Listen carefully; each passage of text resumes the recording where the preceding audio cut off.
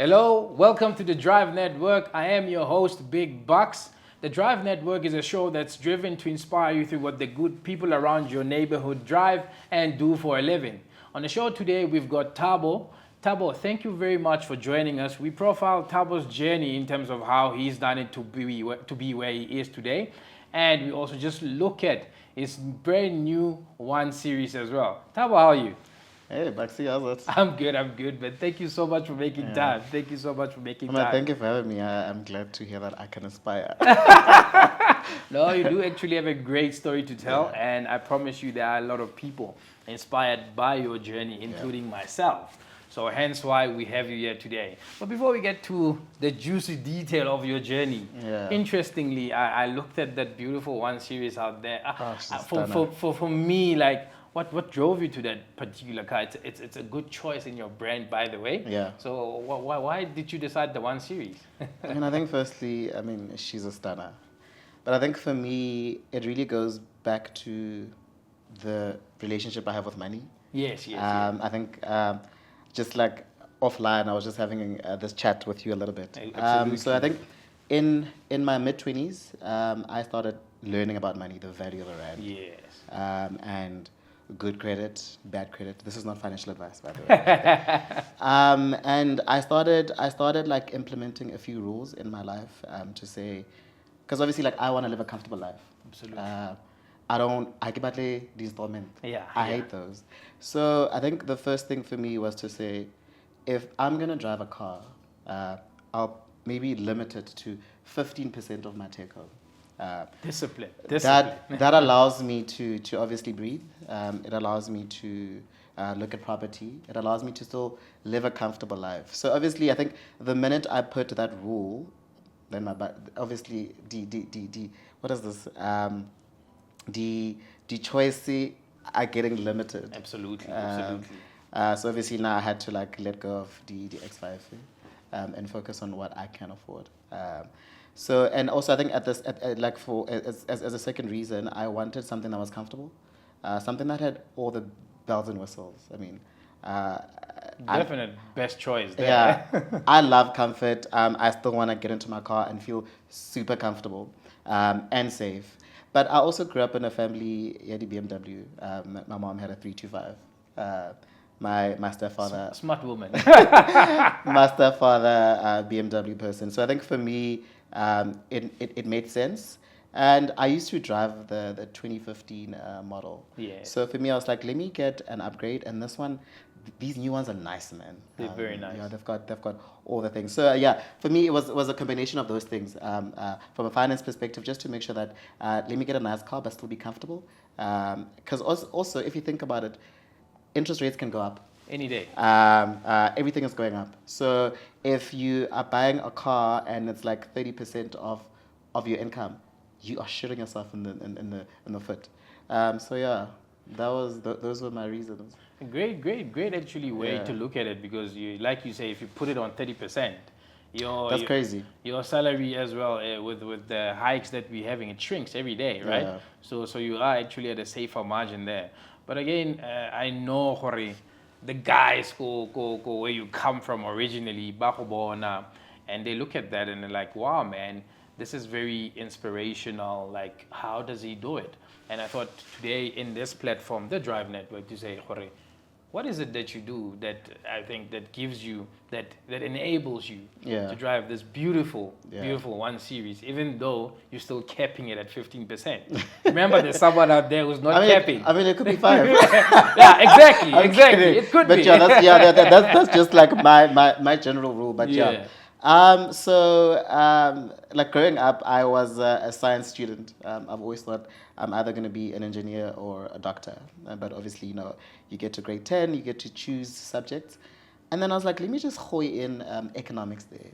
And then obviously Matric started applying for institutions.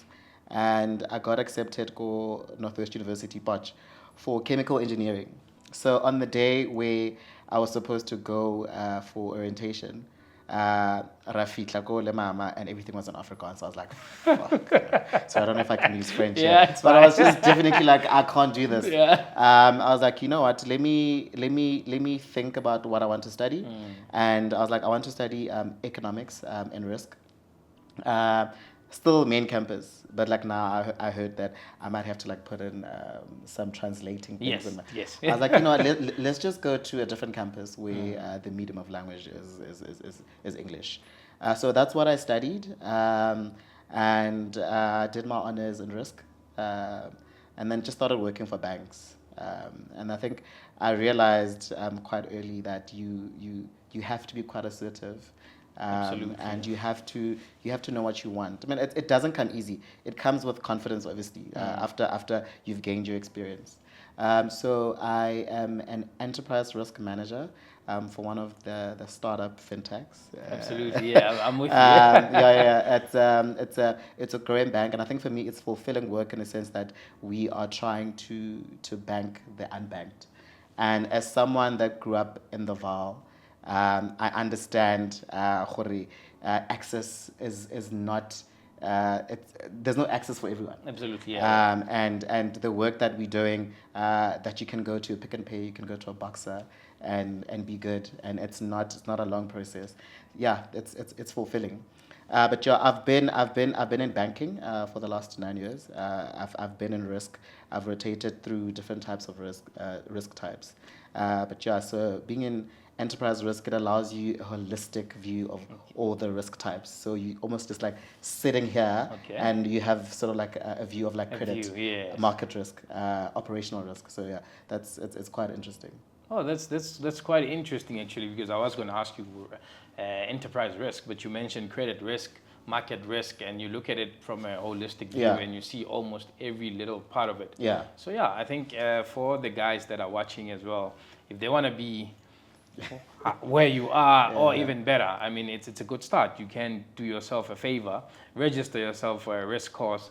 But you mentioned the Vaal. Yeah. Where exactly from the Vaal are you? And by the way, maybe for the viewers at home as well, Northwest University, that's where we met. Yeah. And we're still here today, which is great. Yeah. But about networking as well. Yeah. But nonetheless, story for another day. Where exactly in the Vaal? Yeah, so born and bred in the Vaal Booking. Zone? Zone 6, but I was in between Zone 6 and Zone 17.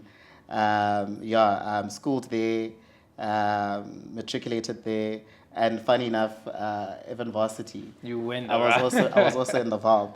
But like in terms of like how, because sometimes I look at like all kids that grew up in the Vaal, and we meet here in Joburg. Exactly. And we're just like so interested to understand like how was your journey growing up. So for me, growing up, I've always felt like I didn't belong, because I mean I started doing ballet at the age of 8, and I started dancing. So I was never around. I was always traveling. Like at the age of 12, going for SA champs in Cape Town. So I got exposed to the world outside my immediate surroundings. And then, you know what I mean? So for me, it's always been like, okay, cool. So this is the Vaal, and there's the rest of the world. Absolutely. So you need to start making choices.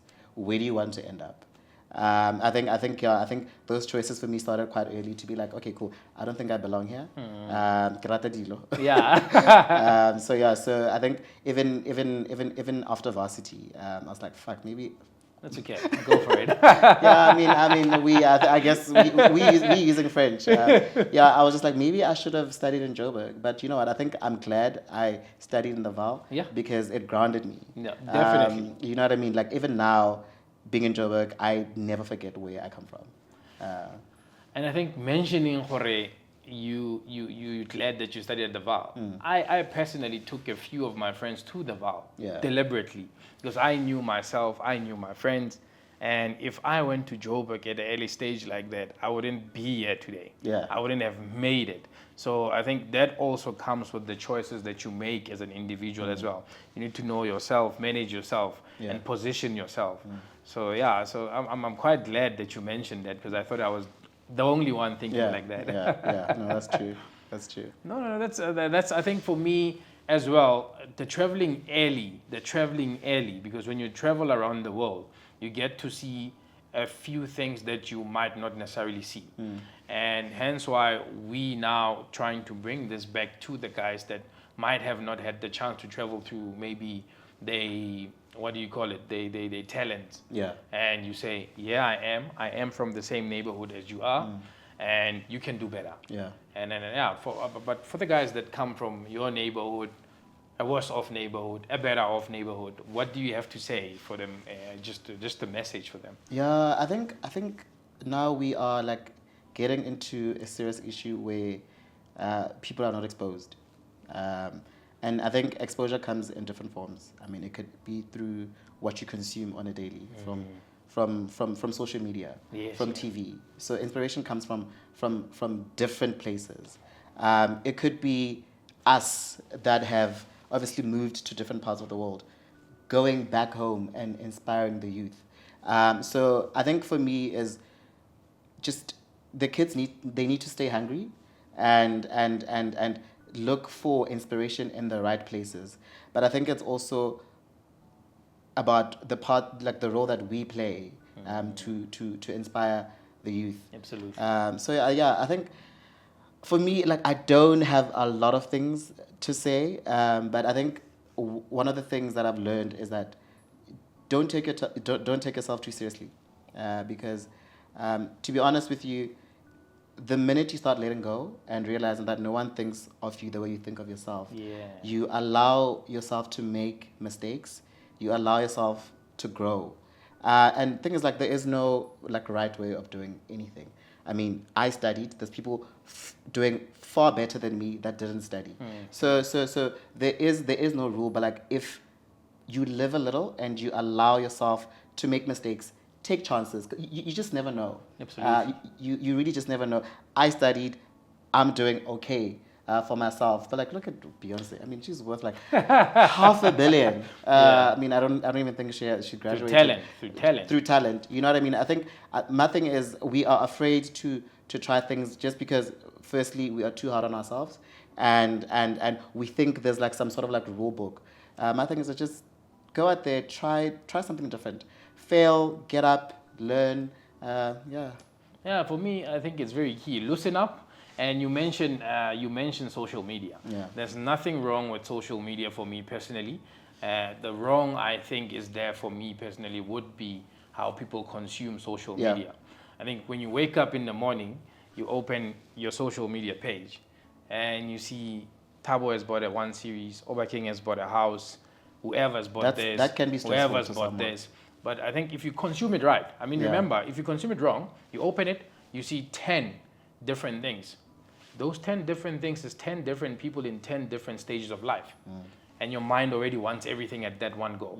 But then if you consume it right, you can use that as inspiration to say, they've gotten to this stage and I can get there too. Yeah. You know, so I think social media, consume it right and get yourself in a position to drive that 1 Series that he drives, and even better. And this is just a journey for him. He's where he is today. And he might just, not might actually, he will succeed. Please, thank more you. than you know, and So I don't know, what do you want to touch base on? Let me think. So I think one of the things I've learned also in my career is, especially with the kind of work that I do, where people need to trust you in order for them to let you in. I've learned that it's quite important to keep to your word. And I think this message is specifically for the kids that are starting out and building relationships, because our world is all about networking and building relationships with your stakeholders. The key thing is keep your word. When you make promises to people, deliver. It's a simple thing where people can learn to trust you, to say, Thabo promised me something. It starts even like on your first day at work, where they're like, please work on this and give it to me the following day. If you say, I'll give it to you the following day, give it the following day. You'll see people starting to let you in, giving you more responsibilities. And I think sometimes like we don't get taught these like little. It's a small win. Yeah. But like from a trust perspective, It builds up. It builds up. And even when there's a big project, be like, let's go to Thabo. Even if you can't deliver on time, you let us know. So I think when you make promises to people, keep them. Awesome. Thank you so much, Thabo. Inspirational, and thank you so much for coming. Thank you so much for giving us your time. It's a busy day, I know. It's a busy world as well. But then to the kids out there, don't overpromise. Underpromise and overdeliver. Peace out. It's your boy Big Bucks.